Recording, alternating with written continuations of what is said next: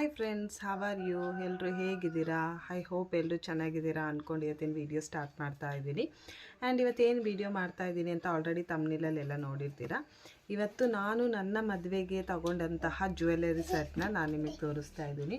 ನನ್ನ ಮಗ ನನಗೆ ಬಿಡ್ತಾ ಇಲ್ಲ ವೀಡಿಯೋ ಮಾಡೋಕ್ಕೆ, ಬಟ್ ಸ್ಟಿಲ್ ಇವತ್ತು ತೋರ್ಸೋಣ ಅಂತ ಹೇಳಿ ತಗೊಂಡು ಬಂದಿದ್ದೀನಿ.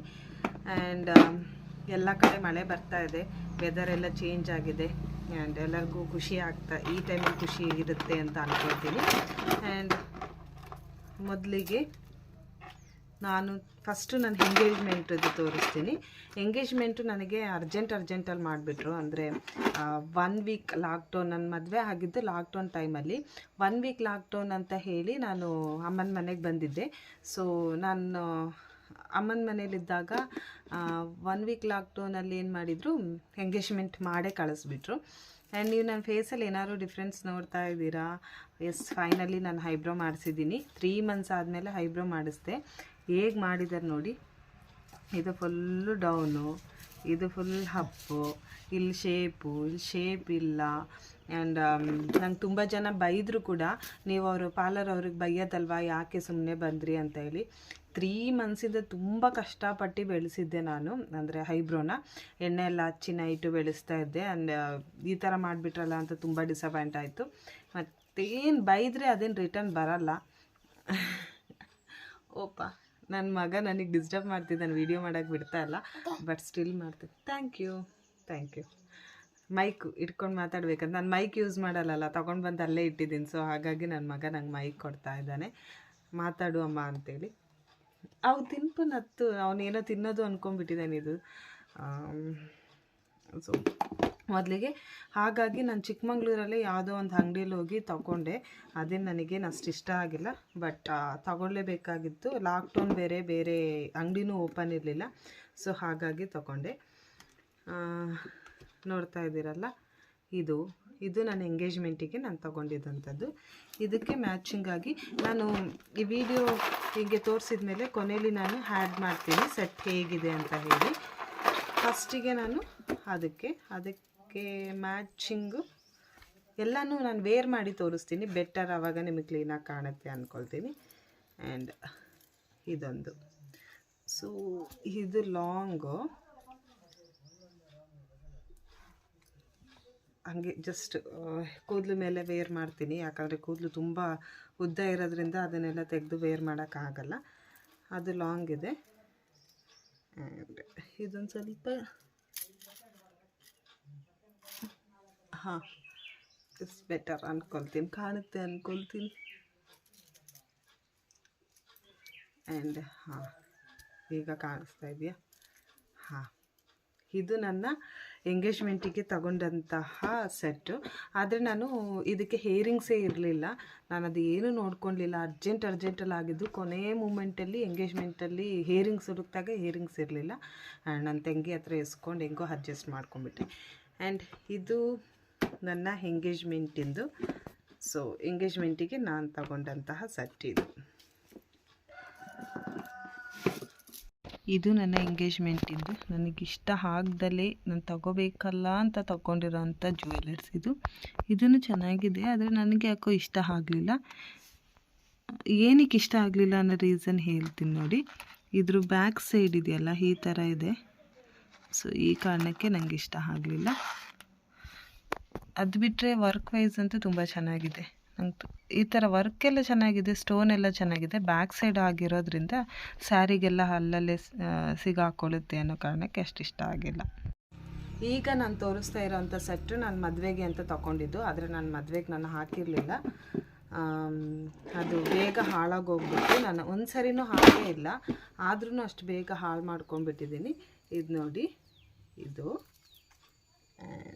ಇದಕ್ಕೆ ಲಾಂಗ್ ಚೈನ್, ಇದು ಈ ಥರ ನಾನು ವೇರ್ ಮಾಡಿ ತೋರಿಸ್ತೀನಿ, ನಿಮಗೆ ಚೆನ್ನಾಗಿ ಕಾಣುತ್ತೆ.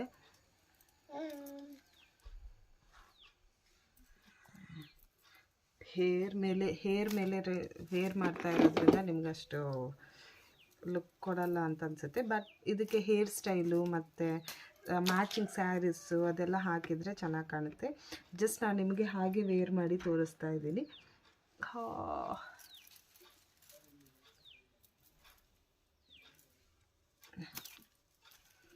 ಕೂದಲೆಲ್ಲ ನೋಡಿ ಹೇಗಾಯಿತು ಅಂತೇಳಿ. ಸೊ ಫೈನಲಾಗಿ ಇದಕ್ಕೆ ನೋಡಿ ಎಷ್ಟು ಚೆನ್ನಾಗಿದೆ ಅಂತೇಳಿ. ಈ ಥರ ಇದೆ. ಇದಕ್ಕೆ ಹೇರಿಂಗ್ಸ್ ತಗೊಂಡಿದ್ದೆ. ನಾನು ಹೇಳಿದ್ನಲ್ಲ ಜಾಸ್ತಿ ಈ ಥರದ್ದೆಲ್ಲ ನಾನು ಯೂಸ್ ಮಾಡಲ್ಲ ಅಂತ ಹೇಳಿ. ಸೊ ಒಂದು ಹೇರಿಂಗ್ಸ್ ಇದೆ, ಇನ್ನೊಂದು ಹೇರಿಂಗ್ಸು ಕಳೆದಾಡ್ಕೊಂಡ್ಬಿಟ್ಟಿದ್ದೀನಿ. ಹೇರಿಂಗ್ಸು ತುಂಬ ಚೆನ್ನಾಗಿದೆ, ನೋಡ್ತಾ ಇದ್ದೀರಾ, ಕಾಣಿಸ್ತಾ ಇದೆಯಾ? ಆ್ಯಂಡ್ ಹೇರಿಂಗ್ಸು ತುಂಬ ಚೆನ್ನಾಗಿದೆ. ಇದಂತೂ ನನಗೆ ತುಂಬ ಇಷ್ಟ ಆಯಿತು. ನನ್ನ ಮದುವೆಗೆ ಹಾಕಿದ್ದು ಜ್ಯುವೆಲರ್ಸಿಗಿಂತ ನನಗೆ ಈ ಜ್ಯುವೆಲರ್ಸೇ ತುಂಬ ಅಂದರೆ ತುಂಬ ಇಷ್ಟ ಆಗಿದ್ದು. ಆ್ಯಂಡ್ ಇಲ್ಲೊಂದು ಚೂರು ಕಟ್ ಮಾಡ್ಕೊಬಿಟ್ಟಿದ್ದೀನಿ ಈ ಕಡೆ ಸೈಡು. ಯಾವತ್ತಾದರೂ ನೋಡೋಣ ಹಾಕ್ಕೊಳ್ಬೇಕು. ಎಲ್ಲ ತೊಗೊಂಡು ಸುಮ್ಮನೆ ಹಾಗೆ ಇಟ್ಟಿದ್ದೀನಿ. ಇದು ಪ್ರೈಸ್ ಎಷ್ಟು ಅಂತಲೂ ಗೊತ್ತಿಲ್ಲ. ನಾನು ಇದು ತೊಗೊಂಡಿದ್ದೆಲ್ಲ ಚಿಕ್ಕಪೇಟೆಯಲ್ಲೇ. ಇದು ಮತ್ತು ನನ್ನ ಮದುವೆಗೆ ತೊಗೊಂಡಿರೋದು ಇದೆಲ್ಲ ಚಿಕ್ಕಪೇಟೆಯಲ್ಲೇ ತೊಗೊಂಡಿದ್ದು. ನಾನು ತೊಗೊಂಡಿದ್ದೀನಿ ಅಂತ ಹೇಳಿದ್ನಲ್ಲ, ಅಲ್ಲಿ ಚೆನ್ನಾಗಿದೆ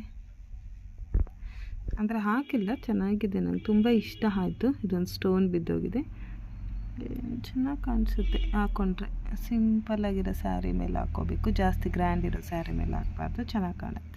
ಆ್ಯಂಡ್ ಮದುವೆಗೆ ಏನು ಹಾಕಿದ್ದೆ ಅಂತ ತೋರಿಸ್ತೀನಿ. ಅದಕ್ಕೂ ಮುಂಚೆ ಇದೊಂದು ನಮ್ಮ ಅತ್ತೆ ನನಗೆ ಕೊಟ್ಟಿದ್ದು. ನಾನು ಹಾಕ್ತೀನಿ ಅಂತ ಹೇಳಿ ಕೊಟ್ಟರು, ನಾನು ಹಾಕೇ ಇಲ್ಲ. ಯಾವುದಾದ್ರೂ ಸ್ಯಾರಿಗೆ ಹಾಕಬೇಕು ಅಂತ ಅಂದ್ಕೊಂಡಿದ್ದೀನಿ, ನೋಡಬೇಕು. ನೋಡಿ ನೆಕ್ ಪೀಸ್ ಚೆನ್ನಾಗಿ ಕಾಣುತ್ತೆ. ಇದಕ್ಕೆ ಹೇರಿಂಗ್ಸ್ ಏನು ಕೊಟ್ಟಿಲ್ಲ, ಬರೀ ಜಸ್ಟ್ ಇದೇ ಕೊಟ್ಟಿದ್ದಾರೆ. ಇದಕ್ಕೆ ಯಾವುದಾದ್ರೂ ಹೇರಿಂಗ್ಸ್ ಮ್ಯಾಚ್ ಮಾಡ್ಕೋಬೋದು. ಆ್ಯಂಡ್ ನಾನು ನನ್ನ ಮದುವೆಗೆ ವೈಟ್ ಗೌನ್ ಹಾಕಿದ್ನಲ್ಲ, ವೈಟ್ ಗೌನಿಗೆ ಈ ಥರ ವೈಟ್ ಕಲರ್ ಹೇರಿಂಗ್ಸ್ ತಗೊಂಡಿದ್ದೆ. ಆ್ಯಂಡ್ ಇದಕ್ಕೆ ಇದು ಮ್ಯಾಚ್ ಆಗುತ್ತೆ, ಸ್ವಲ್ಪ ನೋಡ್ತಾ ಇದ್ದೀನಿ, ಇದು ಮ್ಯಾಚ್ ಆಗುತ್ತೆ. ಆ್ಯಂಡ್ ಇದು ಮತ್ತು ನನ್ನ ಮದುವೆಗೆ ತಗೊಂಡಿದ್ದಂತಹ ವೈಟ್ ಕಲರ್ ಸಾರನೂ ಎಲ್ಲ ಮಿಸ್ ಮಾಡ್ಕೊಬಿಟ್ಟಿದ್ದೀನಿ. ಆ್ಯಂಡ್ ಇದು ತಲೆ ಮೇಲೆ ಹೀಗಿರ್ತಾರೆ ನೋಡಿ ಮದುವೆಯಲ್ಲಿ, ನಾನು ಇದನ್ನು ತಗೊಂಡಿದ್ದೀನಿ. ಚೆನ್ನಾಗಿದೆ. ಅಂದರೆ ನನಗೆ ಅರ್ಜೆಂಟ್ ಲಾಕ್ಡೌನ್ ಟೈಮಲ್ಲಿ ಏನೂ ಅಷ್ಟು ಕಲೆಕ್ಷನ್ ಸಿಕ್ಕಲಿಲ್ಲ, ಅಂಗಡಿಯಲ್ಲೂ ಓಪನ್ ಇರಲಿಲ್ಲಲ್ಲ. ಸೊ ಹಾಗಾಗಿ ಏನು ಜಾಸ್ತಿ ಕಲೆಕ್ಷನ್ ಸಿಕ್ಕಲಿಲ್ಲ.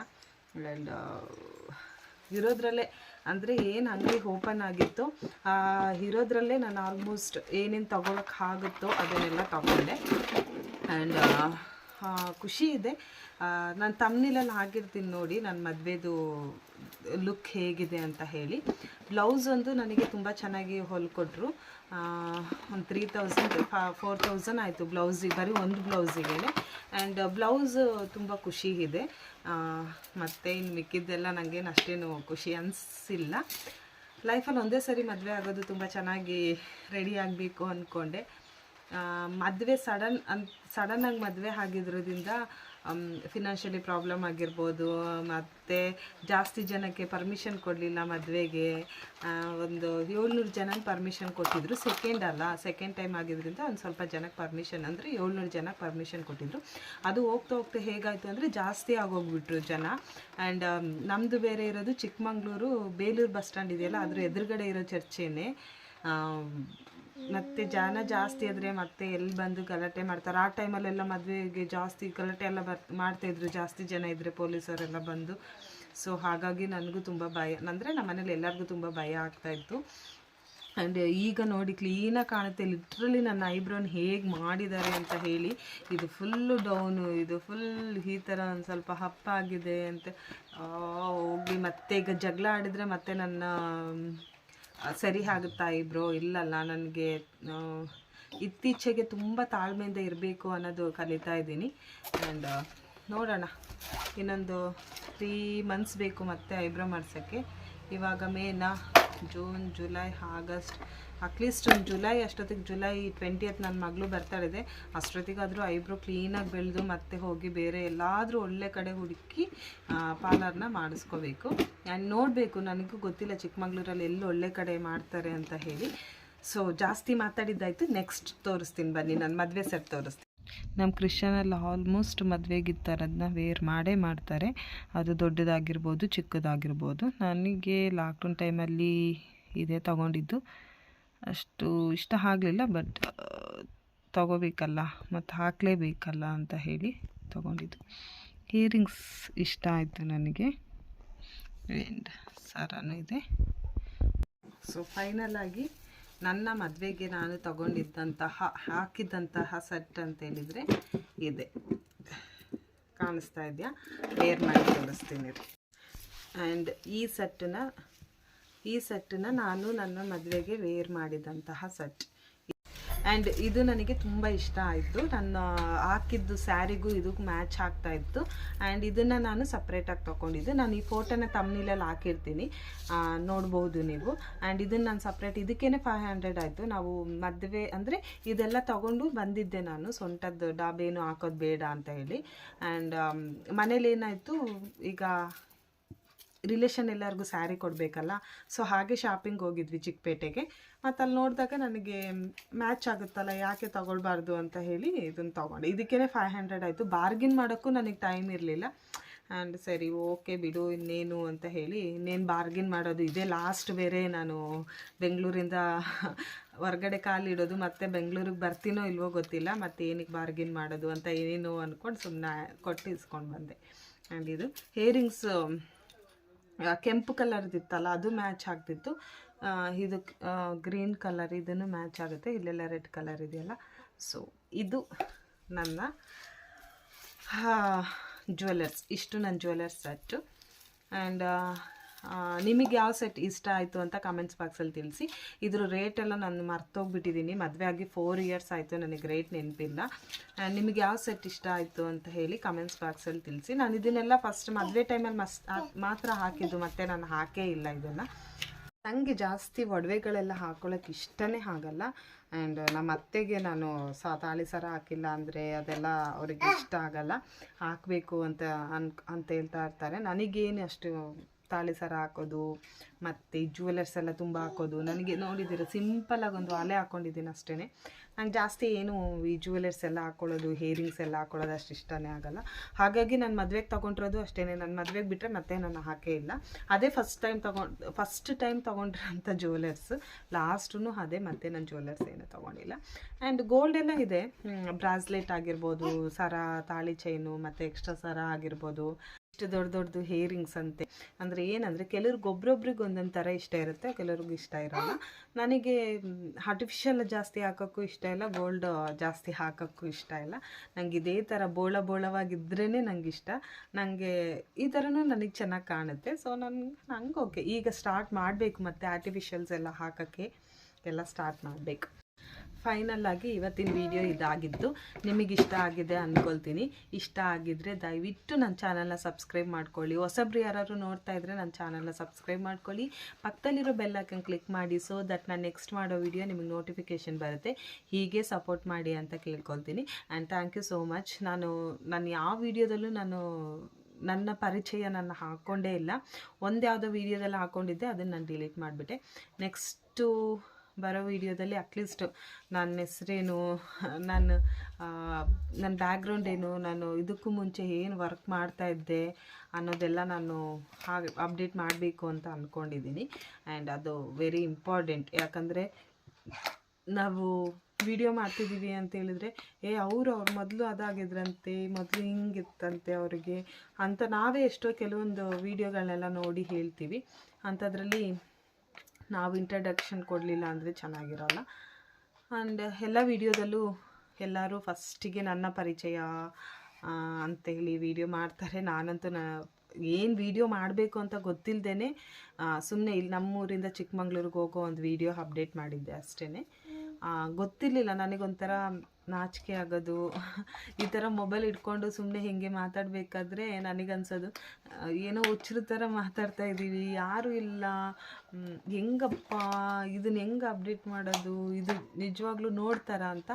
ಒಂದು 2 ಡೇಸ್ 3 ಡೇಸ್ ಆದಮೇಲೆ ಒಂದು 50-60 ವ್ಯೂವರ್ಸ್ ಬಂದುಬಿಟ್ರು. ಅವಾಗ ಫುಲ್ ಖುಷಿ. 60 ಮೆಂಬರ್ಸ್ ನೋಡಿದ್ದಾರೆ ಅಂತ ಬೇರೆಯವ್ರು ನೋಡೋದು. ಅವ್ರದ್ದು 1 ಇಯರ್ ಆದ್ರೂ 12 ವ್ಯೂವರ್ಸ್ ಇದ್ದಾರೆ, ನಂದು 60 ವ್ಯೂವರ್ಸ್ ಆದರೂ ಅಂದರೆ ಕ್ಲಿಕ್ ಆಗುತ್ತೆ, ಪರವಾಗಿಲ್ಲ, ಒಂಚೂರು ಓಡುತ್ತೆ ಅಂತೆಲ್ಲ ಅಂದ್ಕೊಂಡು ಒಂದು ಸ್ವಲ್ಪ ಕಾನ್ಫಿಡೆಂಟ್ ಬಂತು. ಅದಾದಮೇಲೆ ಕೆಲವು ವೀಡಿಯೋಸ್ಗಳೆಲ್ಲ ವ್ಯೂಸ್ ತುಂಬ ಕಮ್ಮಿ ಇದೆ, ಕೆಲವು ವೀಡಿಯೋಸ್ ಎಲ್ಲ ವ್ಯೂಸ್ ಚೆನ್ನಾಗಿದೆ. ಆ್ಯಂಡ್ ಖುಷಿ ಇದೆ, ನನಗೇನು ವ್ಯೂಸ್ ಬರ್ತಿದೆ, ನನಗೇನು ಸಬ್ಸ್ಕ್ರೈಬರ್ಸ್ ಇದ್ದಾರೆ, ಅದರಿಂದ ನನಗೆ ತುಂಬ ಅಂದರೆ ತುಂಬಾ ತೃಪ್ತಿ ಇದೆ. ಇನ್ನೂ ಸಬ್ಸ್ಕ್ರೈಬರ್ಸ್ ಆಗಬೇಕು, ಅದ್ರ ಬಗ್ಗೆನೂ ನಾನು ಕಾನ್ಸಂಟ್ರೇಷನ್ ಮಾಡ್ತೀನಿ. ನಾನು ಹೆಚ್ಚು ವೀಡಿಯೋಸ್ನ ಮಾಡಿದಷ್ಟು ನನಗೆ ಹೆಚ್ಚು ಸಬ್ಸ್ಕ್ರೈಬರ್ಸ್ ಬರ್ತಾರೆ. ಆದರೆ ನಾನೇ ಕೇರ್ಲೆಸ್ ಅಂತಲ್ಲ, ನೆಗ್ಲಿಜೆನ್ಸಿ ಅಂತಲೂ ಅಲ್ಲ. ಇಬ್ಬರು ಮಕ್ಕಳು ಇರೋದ್ರಿಂದ ನನಗೆ ವೀಡಿಯೋಸ್ ಮಾಡೋಕ್ಕಾಗ್ತಾಯಿಲ್ಲ. ಒಂಥರ ಹೇಗಾಗುತ್ತೆ ಅಂದರೆ ಮಕ್ಕಳನ್ನ ನೋಡ್ಕೋಬೇಕು. ಈಗ ನನ್ನ ಮಗಳು ಮಲಗಿದ್ದಾಳೆ, ನನ್ನ ಮಗ ಇಲ್ಲಿ ನನ್ನ ಪಕ್ಕದಲ್ಲಿ ಕುತ್ಕೊಂಡು ಆಟ ಆಡಿಸ್ಕೊಂಡು ಅವನ್ನ ನೋಡಿಕೊಂಡು ನಾನು ವೀಡಿಯೋ ಮಾಡ್ತಾಯಿದ್ದೀನಿ. ಪ್ಲಸ್ ಅವನಿಗೆ ಏನಂದರೆ ಬ್ರೆಸ್ಟ್ ಫೀಡ್ ಮಾಡ್ತಾ ಇರೋದ್ರಿಂದ ಸ್ವಲ್ಪ ಕಷ್ಟನೇ, ಯಾವಾಗಲೂ ಫೀಡಿಂಗ್ ಕೇಳ್ತಾ ಇರ್ತಾನೆ. ಸೊ ಇಷ್ಟೆಲ್ಲ ಇದೆ. ಆ್ಯಂಡ್ ಈ ವಿಡಿಯೋನ ನಾನು ಇಲ್ಲಿಗೆ ಹೆಣ್ಣು ಮಾಡ್ತಾಯಿದ್ದೀನಿ. ನೆಕ್ಸ್ಟ್ ವಿಡಿಯೋದಲ್ಲಿ ಸಿಗ್ತೀನಿ ನಾನು ನಿಮಗೆ. And thank you so much. Next ವಿಡಿಯೋದಲ್ಲಿ ಸಿಗೋಣ.